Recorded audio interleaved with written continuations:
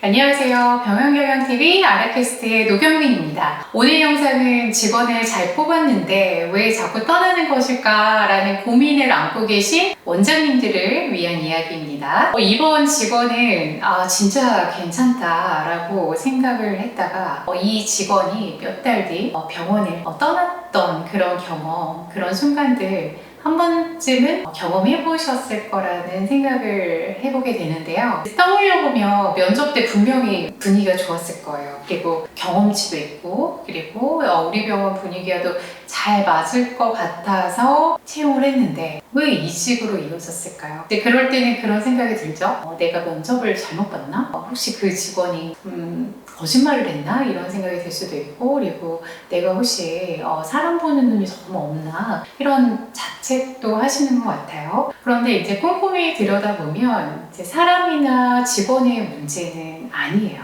그렇다라기보다는 정확히는 그 직원, 채용을 잘한 직원을 관리하고 지속적으로 장기 근속을 할 수 있도록 유지할 수 있도록 하는 그런 시스템이 부재했기 때문일 겁니다. 그래서 오늘은 이 직원이 떠나는 그런 대표적인 3가지 이유와 그리고 그 문제를 좀 해결할 수 있는 대안들을 한번 말씀드려 보도록 할게요. 직원들이 병원을 떠나는 이유 첫 번째는요, 업무의 경계가 모호했을 때예요.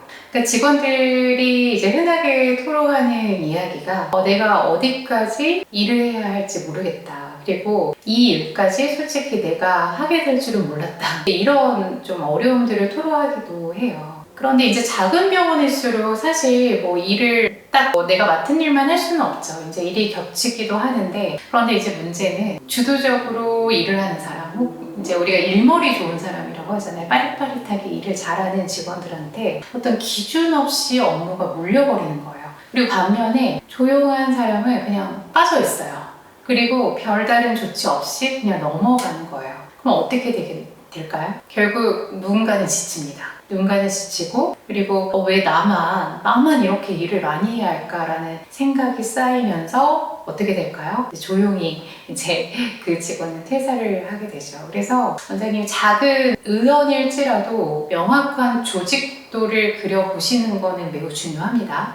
그래서 각각의 그런 업무와 업무, 그리고 각각의 이제 직종 간의, 직역 간의 어떤 업무의 관계를 우리 직원들이 알 수 있게 해주시고요. 그리고 업무 분담표를 만들어 주셔야 되세요. 조직이 작을수록 이것들은 더 명확하게 해주셔야 하시고, 그리고 멀티를 하더라도 기준을 잡아주셔야 됩니다.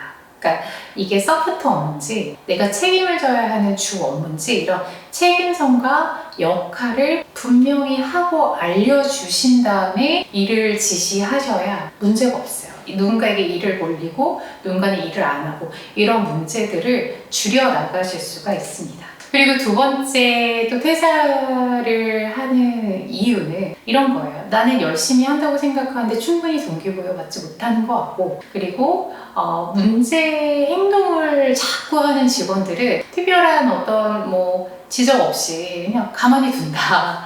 그래서 난 더 이상 이 조직에서는 일을 하고 싶지 않다. 이런 또 문제들을 토로하는 직원들이 생각보다 많습니다. 이제 원장님들께서 특정 직원들을 말씀하실 때 이렇게 얘기할 때가 있어요. 나쁘지는 않은 것 같은데 그렇다고 되게 또 딱 괜찮게 마음에 들게 일을 하는 것 같지도 않고 조금 애매해요. 이렇게 말씀하시는 원장님들이 있어요. 그러면 이제 제가 정확하게 어떤 게 애매하죠? 이렇게 이제 다시 질문을 드리면 답이 사실 명확하지가 않아요.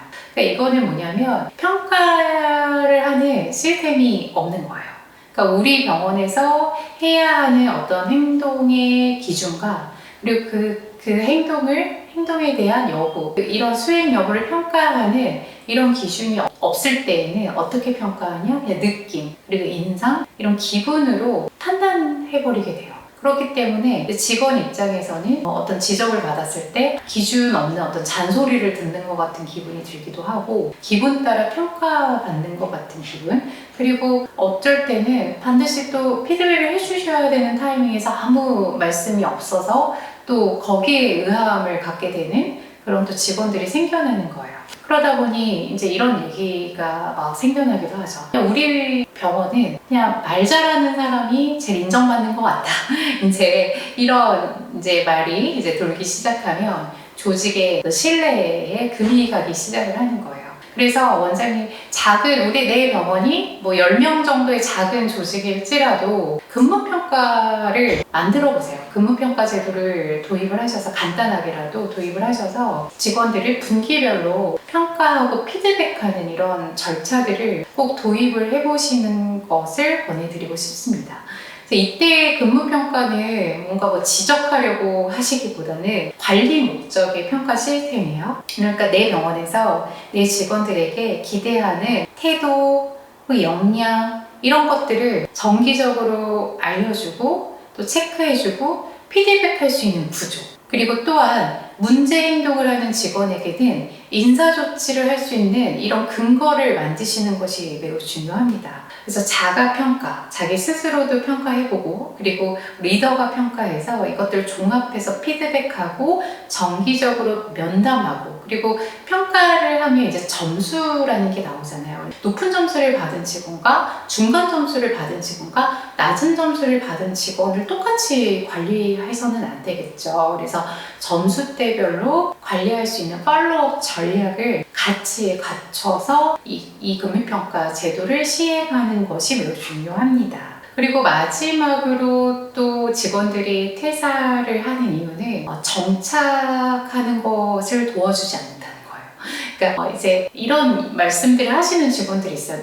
제가 이번 주에 입사했는데 마치 제가 막 몇 달 일하는 사람한테 하듯이 막 일을 막 던져요. 제가 입사하자마자 이런 막막함을 토로하시는 직원들이 있거든요. 그럼 어때요? 스물스물스물? 여긴 체계도 없는 것 같아. 나 여기 다녀도 되는 거야? 내가 생각한 거랑 너무 달라. 근데 이런 생각이 스물스물 들죠.